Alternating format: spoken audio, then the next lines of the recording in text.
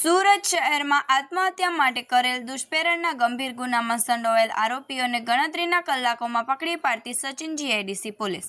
ગઈ તારીખ 30/9/2025ના રોજ સાંજના 6 વાગ્યા પહેલા ફરિયાદી શ્રી રંભા મંગરુ ગુગલ ગુપ્તા નાઓની દીકરી અને પવન ઉમાશંકર પ્રજાપતિની પત્ની ક્રિષ્નાએ પોતાના રહેણાંક મકાને પ્લોટ નંબર 35ના રસોડામાં રાજીવ કુમારની ચાલ સાંઈ શ્રદ્ધા સોસાયટી શિવનગર સચિન જીઆઈડીસી સુરત શહેર ખાતે રસોડામાં લાગેલ લોખંડની એંગલ સાથે ગળે ફાંસો ખાઈ આત્મહત્યા કરેલ હોય, જે સંબંધે સચિન જીઆઈડીસી પોલીસ સ્ટેશનમાં 2025 ભારતીય નાગરિક સંહિતા કલમ 194 મુજબ દાખલ થયેલ, જેની તપાસ દરમિયાન મરણ જનારનો મોબાઈલ તેના પતિએ ચેક કરતા મોબાઈલ નંબર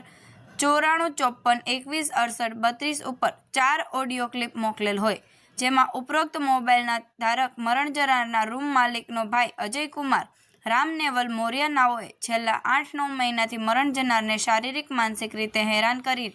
તે મરણ ન જાય તે હદ સુધી તેને હેરાન પરેશાન કરેલાની હકીકત ખુલેલ, જે સંબંધે મરણ જનારના રંભા મંગરુ ગુગલ ગુપ્તા નાઓએ ફરિયાદ આપતા સચિન જીઆઈડીસીમાં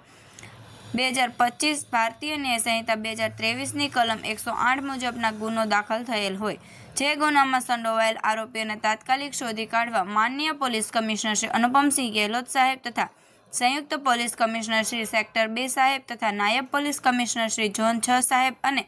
મદદનીશ પોલીસ કમિશનર શ્રી જે ડિવિઝન સાહેબ નાઓ તરફથી આપેલ સૂચનાઓ અનુસંધાને પોલીસ ઇન્સ્પેક્ટર શ્રી કે ગોહિલ સાહેબ તથા સેકન્ડ પોલીસ ઇન્સ્પેક્ટર શ્રી બી પરમાર સાહેબ નાઓના માર્ગદર્શન હેઠળ સર્વેલન્સ સ્ટાફના પીએસઆઈ શ્રી HR પટેલ સાહેબ નાઓના નેતૃત્વ હેઠળ સર્વેલન્સ સ્ટાફના હેડ કોન્સ્ટેબલ દિગ્વિજયસિંહ અજીતસિંહ તથા હેડ કોન્સ્ટેબલ અલ્કેશભાઈ ચેલાભાઈ નાઓએ